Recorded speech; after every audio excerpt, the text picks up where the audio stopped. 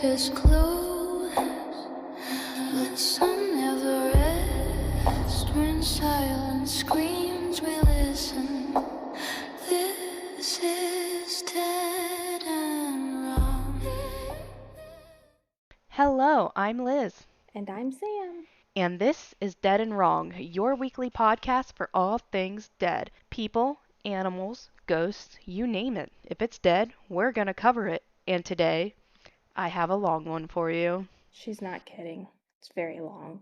It's only 12 pages, it's not that long. So it is so long because I think this is probably my favorite type of case. It's a murder with a plot twist at the end. And I have a few other plot twist murders for you guys later down the road. You're on a plot twist spiral? I don't know. Yes, I am the plot twist. But You are the anyways, plot twist.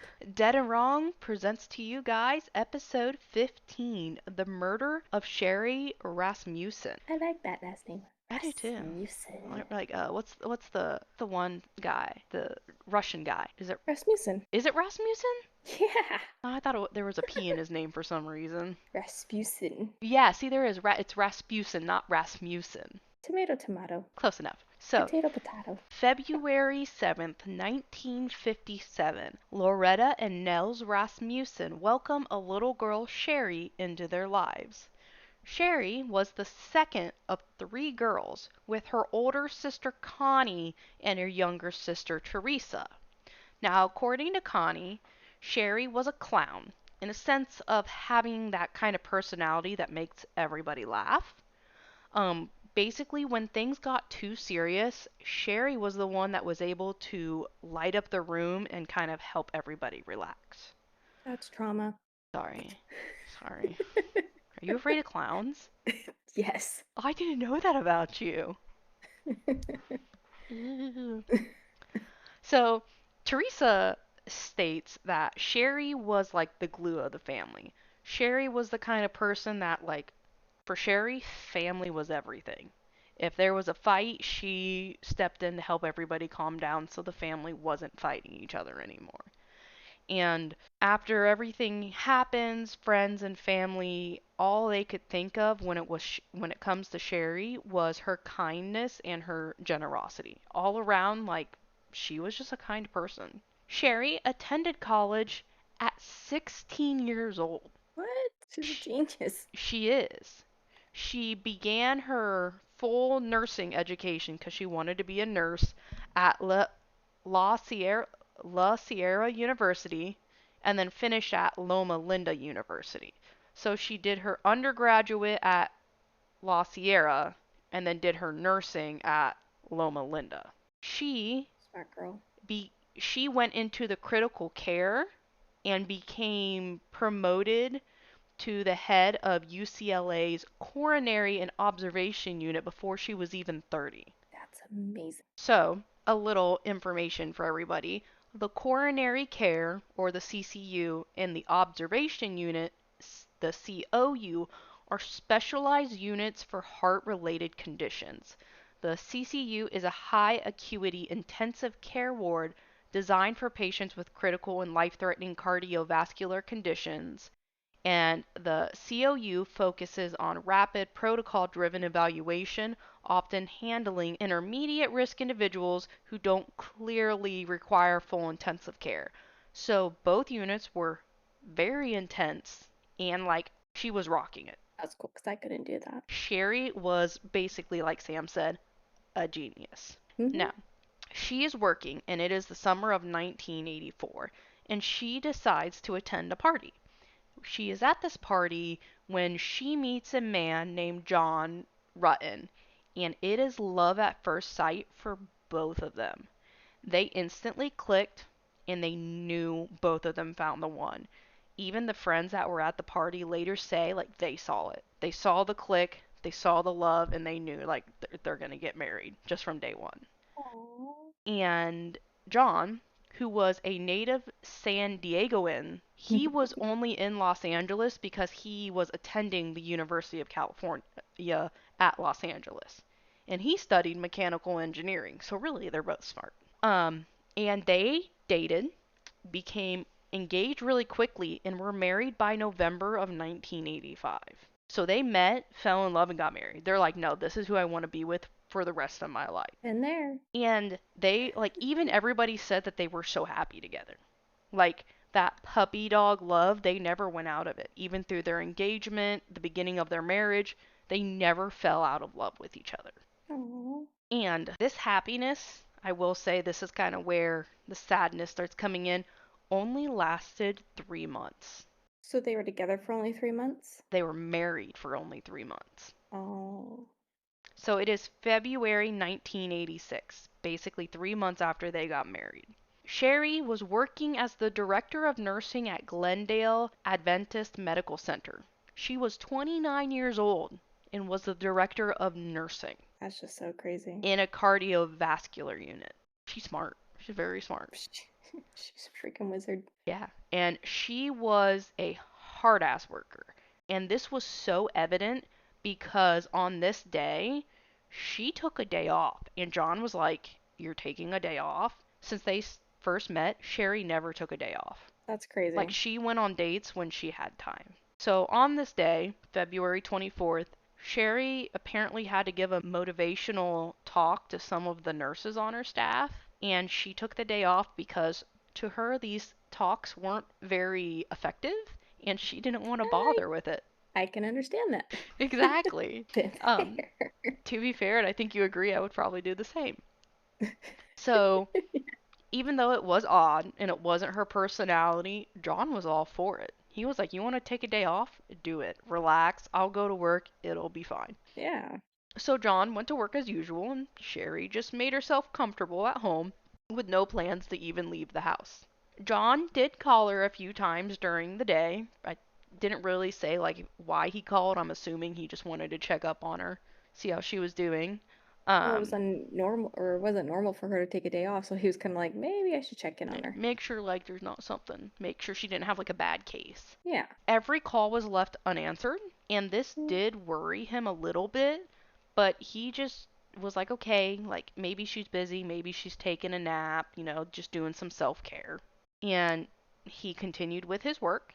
Once he was done with work, he went and picked up his dry cleaning before he finally headed home, ready to see his beautiful wife between 6 and 7 p.m. Well, the moment he got home, things were odd, and he started picking up on stuff right away.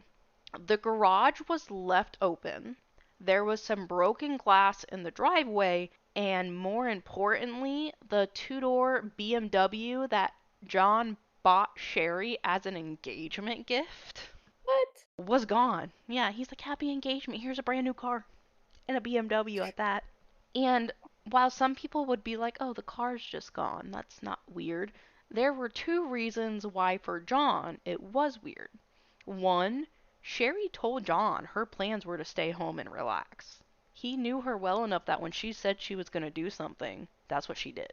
And two, whenever they left home, they turned on their answering machine, because back then you turned the answering machine on and off. Mm-hmm.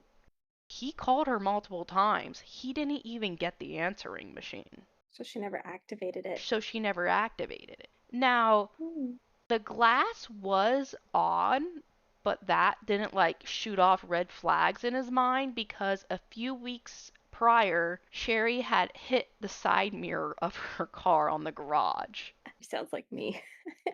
It had damaged the antenna, so there was already kind of like he thought maybe he just didn't clean it all up. And obviously, this was all odd, but I think he was still trying to come up with answers for everything being odd.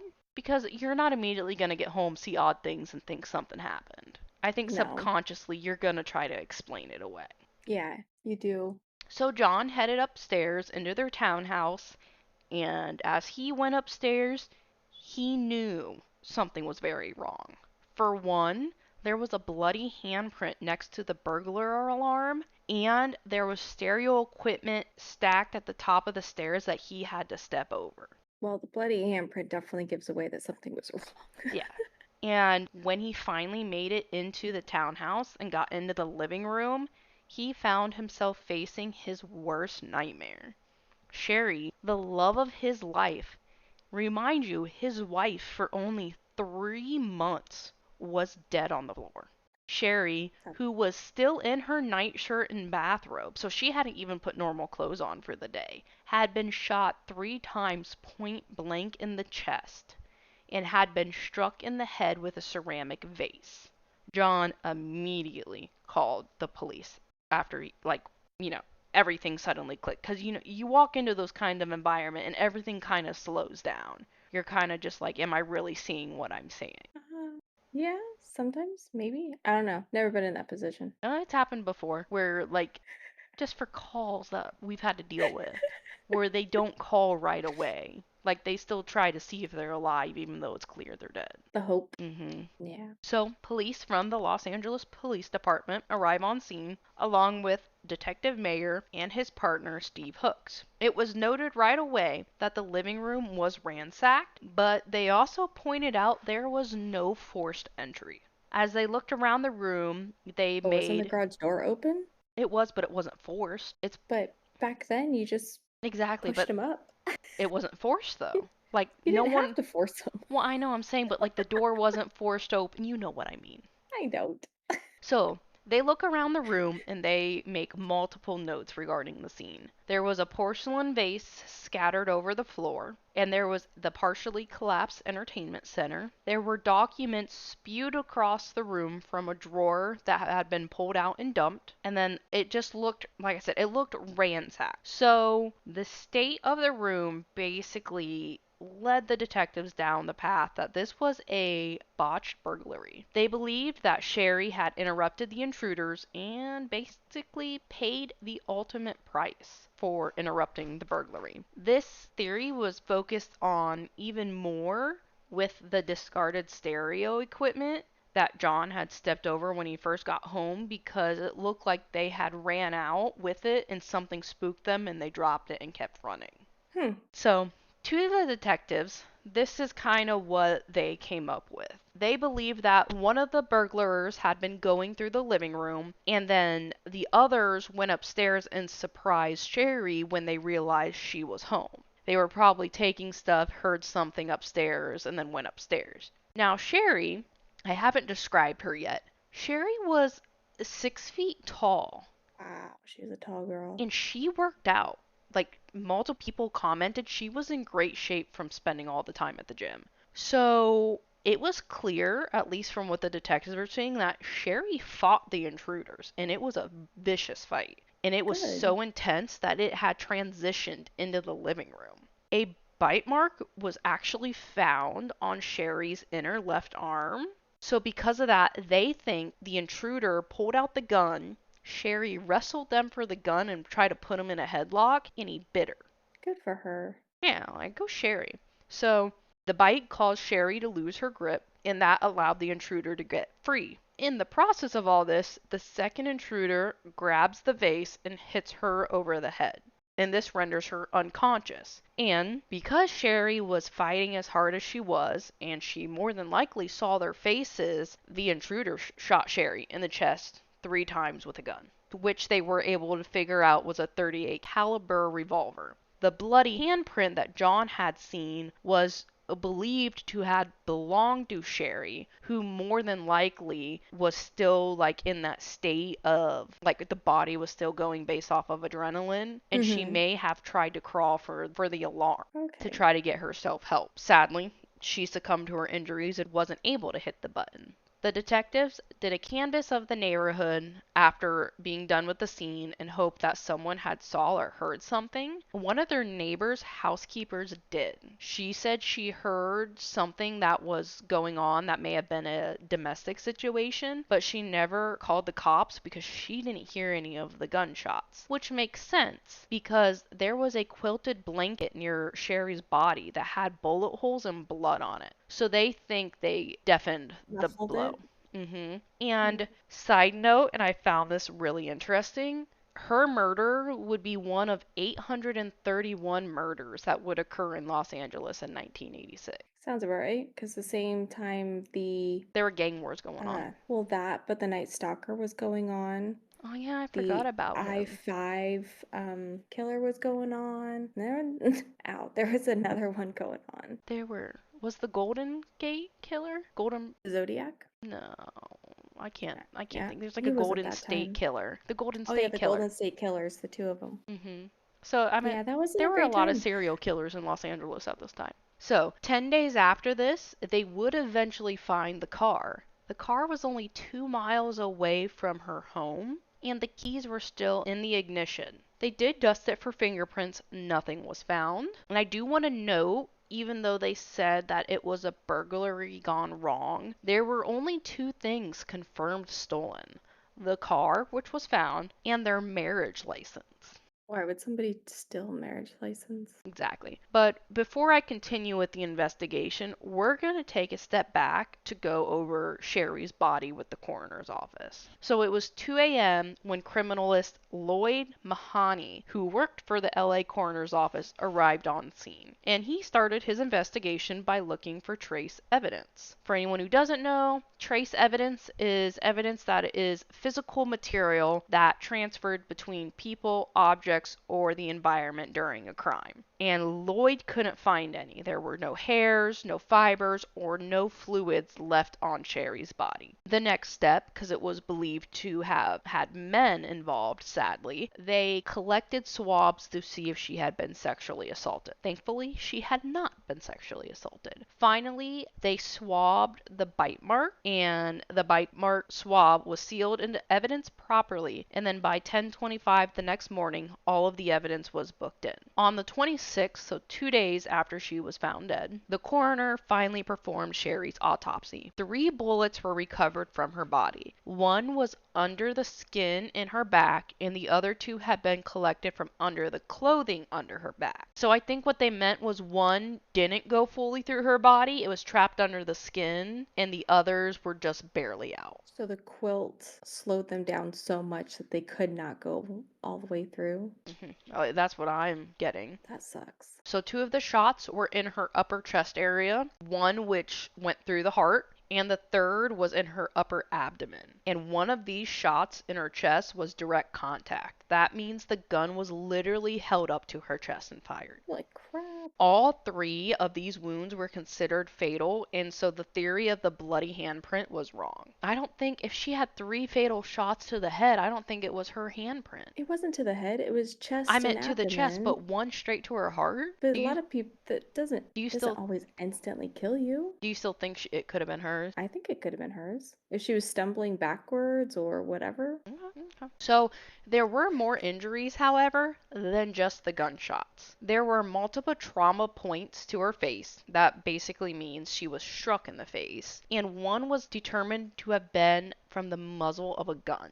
So she was like basically pistol whipped and beat with a gun. There were also several lacerations to her right eye, her left cheek, and the left side of her throat, and she had marks on both of her wrists, which indicated she had been restrained at one point, specifically with either a rope or a cord. So on top of being killed, she was beat and tied up. I don't think this was a burglary gone wrong. I don't think it was a burglary gone wrong either. So the ideal of the burglary gone wrong was seeming a lot less likely at this point, though the Yeah. team still was leaning towards this. And they had reasons, and the reasons to me do make sense. For one, not that long after Sherri was murdered, there was a robbery in the same area. The robbers ran out and the victim was alive, and so they were able to point out that the person who had robbed them had a gun on them. And I do want to point out, and this was noted in my research, that statistically, and anybody can look this up, bite marks usually come from women. I can see that.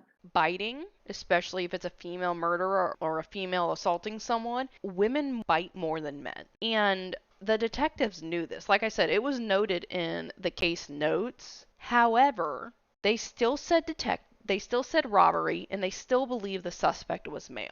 Because women couldn't do such evil things. Well, there was a reason why they still believed it was a male, and I'll get to that. So, not shocking, take a guess of who the first suspect was. The husband. Yes. Also not shocking, for me at least. He was ruled out very quickly. Number one, he had a solid alibi. He was at work. Second was the devastation. that they saw on John. Like, this was every single person going, dear God, this man just lost the love of his life. The detectives all noted, even some of the officers, John was broken. And he's like, there's no way this man killed his wife. There's no way. So, like, less than 2 days later, they're like, no, there's no way it was John. They had been in love since they first met. They were still in the honeymoon stage of their marriage. I think they were in the honeymoon stage of dating. I think these were just two people genuinely, fully, 100% in love with each other. And while talking to him, not interrogating, just talking to him at this point, John even told detectives, he's like, I don't know anyone who would even want to hurt her. Like, she's kind, she's generous, she's a nurse, she's great at work. Friends and family even said, like, we don't know anybody who hates her. She was a hard-working woman full of joy. Nobody had anything bad to say about her.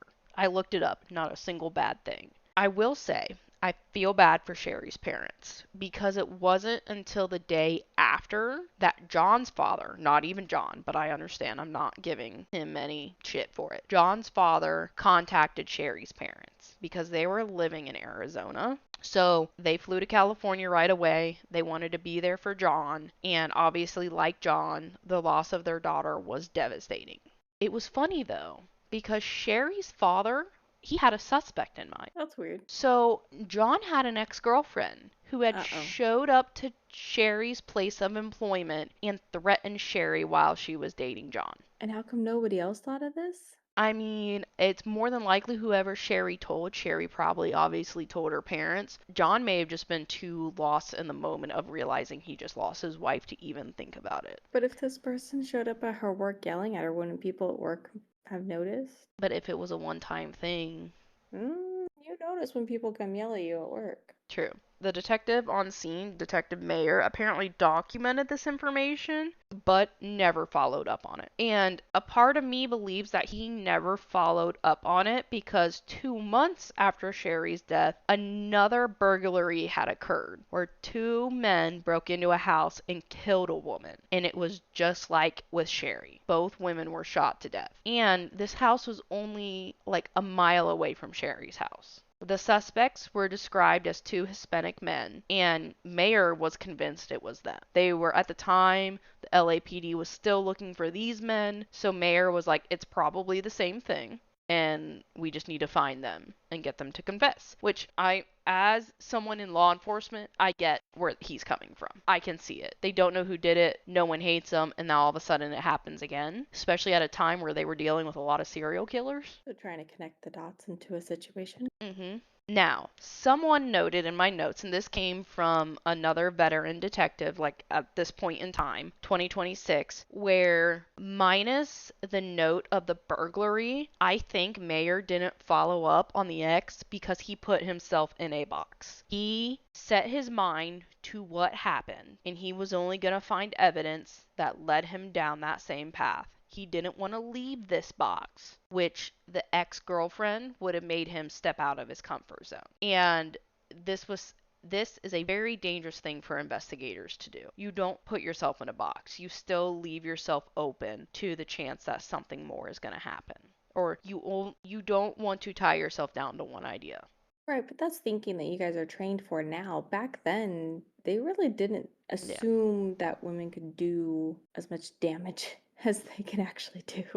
True. So, Loretta the mom and Nels the dad and other family members came together and they offered a $10,000 reward for any information on Sherri's death. And they did receive plenty of calls, but none of them produced positive leads. And eventually, the case went cold. But this case does not remain cold forever. Now, in 1998, and just know that at this point, DNA is a thing, the FBI created the nationwide database for DNA called the Combined DNA Index CODIS system, which they call CODIS. Basically, if you're a criminal or you have a job that requires it, or if you get swapped for whatever reason, your DNA is recorded in this database, and then later they can take DNA they collect from potentially a crime scene and compare it to the DNA in this database. And DNA doesn't really go away. As long as you keep it preserved properly, you can retest DNA. It's happened multiple times. So, in 2001, unsolved homicides became a major hit within the LAPD cold case unit, and because of that, they were given a $50,000 grant to fund DNA testing for unsolved murders. Basically, they said, hey, we have this new CODIS system, here's a bunch of money, start comparing DNA to see if you can solve some of these cases. In 2004, criminalist Jennifer Butterworth decided to test that DNA swab taken from the bite mark on Sherri's arm. I do want to note real quick, not surprising, they tried to test the DNA in the late 90s, and it wasn't where it was supposed to be, so they actually had to look for it. They couldn't find it, and they found it in the back of a freezer at the coroner's office. At least it was still frozen. True. So it's 2004. They put the swab in through the DNA testing, but there was no hit. But they were given new information. See, the thing about DNA is it may not tell you who it belonged to, but DNA can tell you what gender it is, even if there's no match. So take a guess of what the DNA showed. I'm gonna go with a female. That's right. The DNA from the bite mark belonged to a female. And this meant that the burglary theory, the one that these guys have been going off for the past 20 years, yeah, it was wrong. There's no way. And this is where the plot twist comes into play. So Jennifer wasn't done with the case, even though all they had was the fact that the DNA was a female. So she went to somebody else within her job, within her chain of command, and said, hey, I didn't really have proper access to the entire case file. I want to look at it again. So she got the whole file and she went through everything, and she came across the note from Sherri's father, where he believed it was the ex-girlfriend. So Jennifer asked her supervising detective at the time, and his response was, oh, you mean the LAPD detective? Let that sink in. What? Let that sink in. So the girl, the ex-girlfriend that Nell's father wanted them to look, that Sherri's father wanted them to look into, she had been a police officer at the time, and currently was a decorated detective within the LAPD. Oh yeah, they weren't gonna go after her. So they dated in college and then split, John and his ex-girlfriend.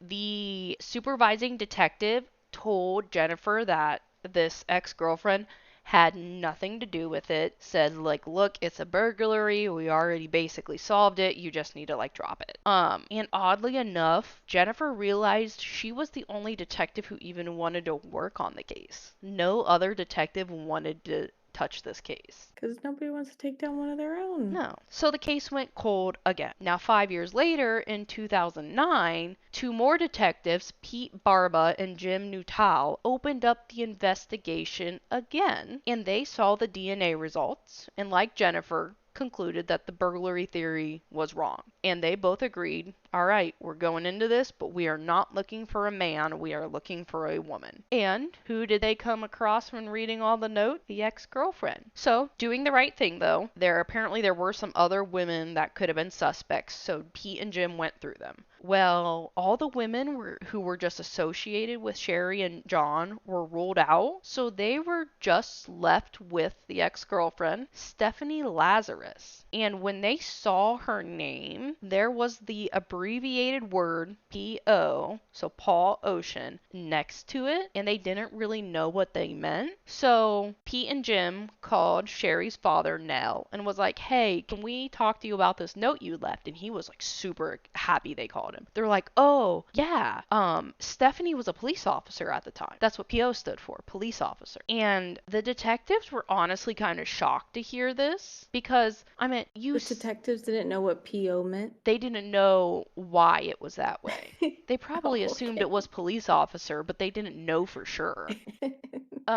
So they admitted they were shocked to hear that she was a police officer because even though police officers don't have back then the greatest like air around them, like there are definitely horror stories, you know, Track records are bad. yeah, most people join to protect and serve. So it's a little hard to admit someone of your own, somebody that was one of your own could have done something like this. But something told them that they still needed to just continue to look into this. So Jim and Pete actually knew of a Stephanie Lazarus within the force, but they didn't want to believe it was the one they were thinking of. So to be on the safe side, they looked her up to see if there was potentially somebody else with that name. But no, There was only one, and it was the sergeant that worked right down the hall from them. So she was a detective who was now a sergeant and was highly decorated.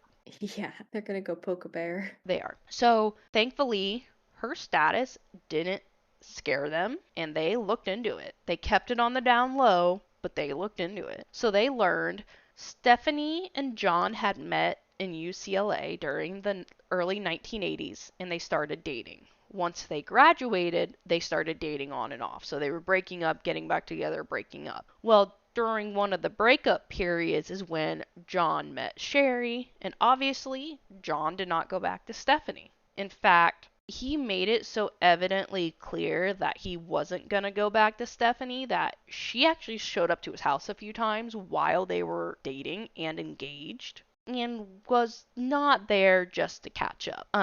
At one point, she showed up to their residence in very flattering workout attire Oh God. with her snow skis, asking if John could wax them for her. She's in California and she showed up with her snow skis. And said, "Hey John, can you wax these for me?" She's gotta go a long way to go down a mountain.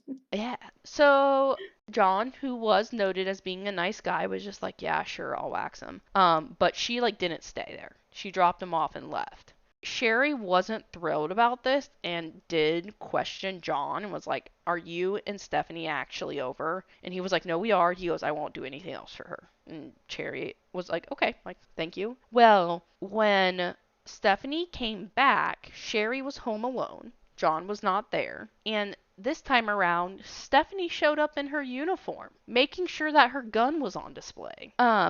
It was noted that later Stephanie showed up at Sherri's work and Stephanie told Sherri, like, "Hey, just so you know, things are not over between me and John." Which Sherri was like, "I'm engaged to him. I'm gonna be married to him." Yes, they are. And this was coming from her father. I mean, it's like third party reporting. Sherri told her father what Stephanie said to her. And according to Sherri's father, Stephanie told Sherri that if she couldn't have John, no one else would. Why do people say those lines? I don't know, in the heat of the moment. So I did read that Stephanie had showed up at the residence a few other times, but there weren't any details to what happened. Just noted she showed up other times. So Pete and Jim then looked into Stephanie's career as a police officer. She became a rookie in 1983, so 3 years before Sherri was killed. In 1993, she was promoted to detective,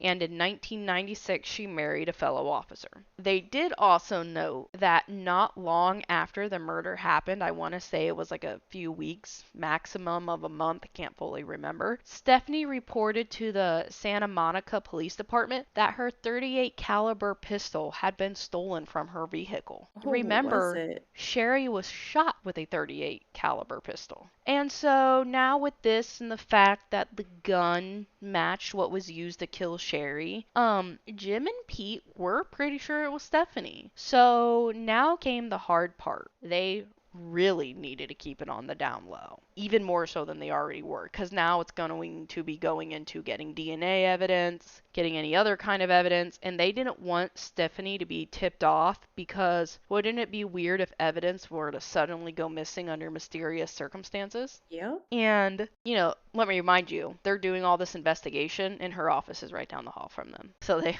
were being sneaky. One day, they were like, what we need, because remember, they had the DNA swab from the bite mark. They're like, we need her DNA. And we know that she's not going to willingly give it to us. Hunt her down. So they followed her to a restaurant, like a fast food restaurant, and they waited till she left. And then they went through the trash, grabbed the cup she had been drinking from, and swabbed it for DNA. Are you guys like trained to do that?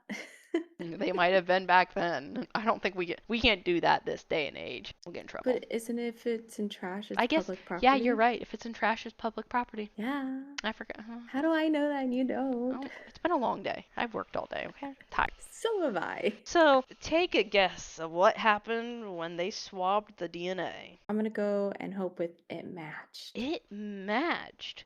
Stephanie's DNA matched the DNA that was on the bite mark. So, We've got a winner. winner. We got a winner. Stephanie, after all this was concluded, Stephanie was pulled in and questioned, and little by little, they were able to get answers from her. Well, little did she also know that while this was going on, detectives had a warrant and were searching her house, and they found a journal. Why? A journal that she'd had and was like had entries from back in the day where she was like obsessed with John and obsessed with the fact that for whatever reason John was choosing Sherri over her. They said like it was some pretty deranged thought. So real quick, Sherri was interviewed by two other detectives while Jim and Pete searched the property, and ABC News released some of the transcript, so I have it pulled up. It was a Detective Stearns in Harmillo, and so I'm just going to go back. So Harmillo goes, "Was there ever any relationship or anything that developed between you and John?" Stephanie goes, "Yeah, I mean, we dated." "What is all this about?" Harmillo. "It's relating to his wife." Stearns. "Have you ever met his wife?" Stephanie. "I may have. I don't understand. Why are you talking about some guy I dated a million years ago?" Stearns. "Well, do you know what happened to his wife?" Stephanie. "Yeah, I know she got killed." Stearns. "Did you have a fight with her?" Stephanie. "You mean like we fought?" Stearns. "Yeah, did you ever duke it out with her?" Stephanie. "No, I don't think so. I mean, this doesn't sound familiar. I wish I'd been recording this because now it sounds like you're trying to pin something on me. I don't have anything to do with it." And then they asked her about the burglary of her car that occurred a few weeks after the murder. And so she admitted, like, yeah, it was weird, but yeah, it happened. That somebody just broke into a police cruiser and took her gun. Yeah. And then later, Stephanie, like later in the interrogation, Stephanie admitted that she actually did know Sherri once worked at a hospital and that she, as in Stephanie, may have talked to Sherri after she broke up with John. Oh, so now we just might have known Yeah. somebody. And then she was like, "You're accusing me of this? Is that what you're saying?" And she continued with, "Am I on candid camera or something? This is insane. Absolutely crazy. I can't believe this." And then as she got more irritated, she stated, "If this is the way things are going, I need to consult with someone." I really wonder if she was that pleasant while she was talking. I don't think she was. So Am I am I like on candid camera? I need to consult with someone. So in 2012, Stephanie's trial began. Oh, let me backtrack. The day she was interrogated, she was arrested. So they did Good. arrest her. So in 2012, Stephanie's trial began, and she pleaded not guilty. Like they always Let do. me also note that after she was arrested, she mysteriously was able to retire instead of being fired. What? They're like, "We're just gonna let you retire early." We're so sorry you're going through this. Let's just retire so he doesn't do a bad PO on Yeah. us. But the prosecutors were able to like give a really pretty clear argument. They stated this murder was pure jealousy. I would fully agree Same. with that. In fact, Paul Nunez, which was the lead prosecutor, literally stated the ring on Sherri's finger was supposed to be hers and it was ripped away from her. And Did she write that in her journal? probably. So, even with all this like being said and all the evidence presented, like there was one major trump card that the defense team couldn't fight. The DNA from the bite mark was a perfect match for Stephanie. It was 100% match. Or like your DNA is on the bite mark that's on her arm. Sorry, honey, you So lose. that was the beginning of, I think it was like February, and then the very next month, March, they came back for the conviction, and she was convicted of first degree murder. So she killed Sherri in February, and then she got arrested in a February. Yes, So many years yes, later. like 26 years later. That's So in karma. 2015, Stephanie tried to appeal her charges and everything. The Supreme Court denied it. They said Good. nope. And I will say, I saw a note at the end of one of my research sites that I agree with. So in a way, it's actually a good thing that they didn't discover it was Stephanie in the beginning, because as you noted, DNA wasn't a thing back then. DNA hadn't become a real thing, Mm-mm. and the DNA is what got her. So Stephanie may have been found not guilty. If she had a good enough alibi and they were still on that They wouldn't burglary have thing, even looked they at wouldn't have her. even looked at her. And if they tried to try her and she was found not guilty, they wouldn't have been able to try her again later. So, like, in a way, it was a blessing they didn't find her right away because the DNA evidence is what concluded everything. Karma will come for They could have you. had nothing besides the DNA from the bite mark and it would have matched. There is one happy note in all this besides the fact that Stephanie was charged. Sherri's parents were still alive when this happened. Good. So I gotta see it. John, her dad, her mom, and both of her sisters all were at the trial. Like John even like did a impact statement, but they were all Good. able to see Sherri's murderer get brought to justice. And that is the murder of Sherri Rasmussen. It does kind of suck that Stephanie got to live so long and be a police officer for so long while other people mourned for Sherri. But it is nice that, it came around and they got justice, but it sucks that it took It so sucks long. that it took so long, but I do agree that without the DNA, I don't think they would have been able to get her. No, they wouldn't even gone down No, that they wouldn't road. They have. would have stayed on some burglary case. And I will state, I don't fully think the detectives were like, we're just going to ignore Sherri because she's one of our own. I think that the one note was right. I think Mayer got himself stuck in the box and he was like, it has to be the burglary. And I think it could have been some random woman who wasn't a police officer. I don't think he would have looked into it still. And No, it's like he had blinders on. yes, it's like a pre I can't remember the word, pre something.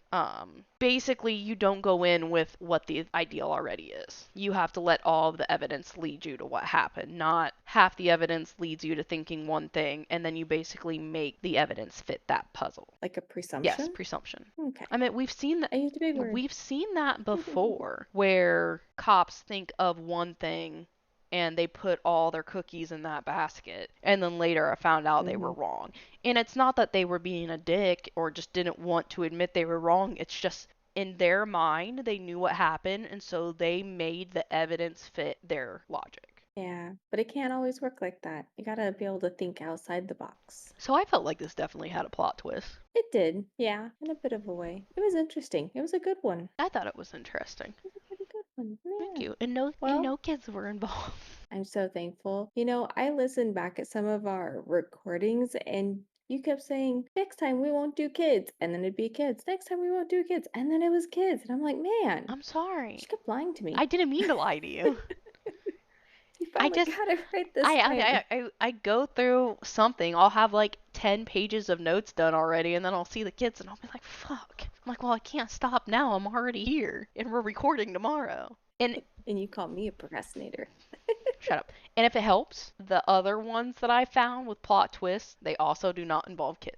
I have one that will Yay. involve kids, but that's going to be after episode 20, so you have time. Okay. All right. And as a reminder, our socials are up and running, and we have Facebook, Instagram, and we're streaming on Spotify, YouTube, Amazon. If you could do us a huge favor, please comment and rate the episodes and pages as it helps push out our podcast into the world. If you have anything you would like to send us or want to talk to us, please send us a message on Facebook or Instagram or email us at deadandwrongpodcast@gmail.com. And we will see you next week for another episode full of all things dead. Dead. Real quick before she says bye, I did the math. Bye. So, shut up.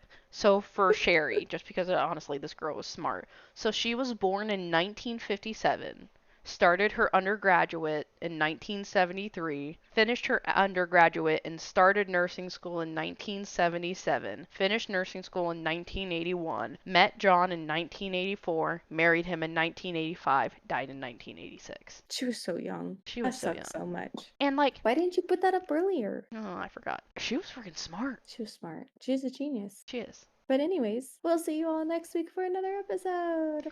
Bye, guys. Bye.